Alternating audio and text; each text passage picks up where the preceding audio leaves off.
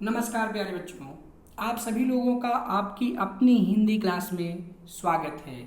आज हम सभी जाबिर हुसैन जी के द्वारा लिखित सांवले सपनों की यादों नामक पाठ का सारांश पढ़ेंगे।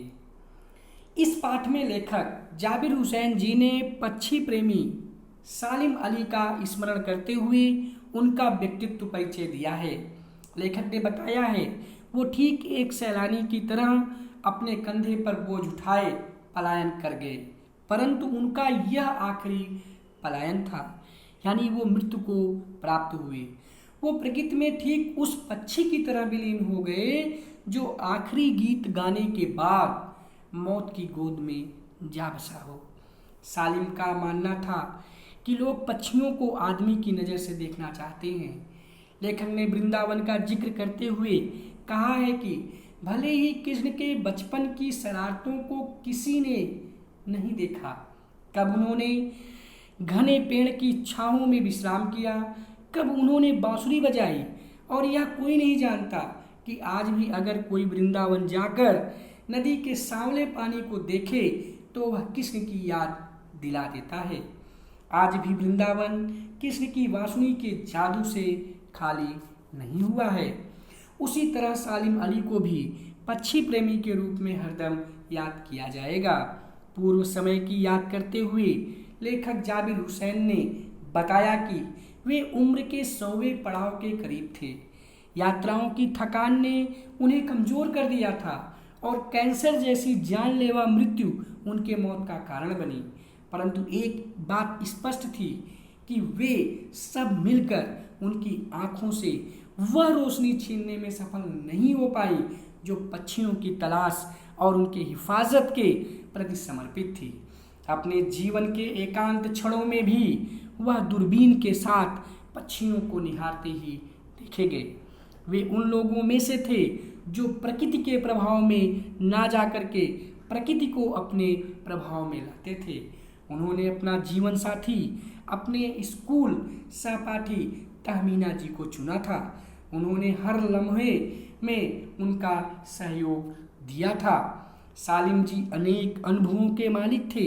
एक दिन वे केरल की साइलेंट वैली को रेगिस्तान हवाओं के झोंकों से बचाने का अनुरोध लेकर पूर्व प्रधानमंत्री चौधरी चरण सिंह जी से मिले थे, जो कि मिट्टी पर पड़ी पानी की पहली बूंद का असर जानने वाले नेता थे।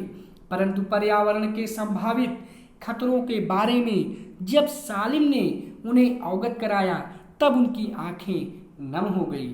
सालिम ने अपनी आत्मकथा का नाम फॉल ऑफ स्पैरो रखा, जिसमें उन्होंने एक घटना का जिक्र करते हुए लेखक को D.H. लॉरेंस के बारे में लिखा कि उनकी मृत्यु के बाद उनकी पत्नी से कहा गया कि वे अपने पति पर कुछ लिखें। तब उन्होंने कहा कि उनके बारे में मेरे से ज़्यादा मेरी छत पर बैठने वाली गौरैया जानती है। मुमकिन है लॉरेंस सालिम का अटूट हिस्सा हूँ।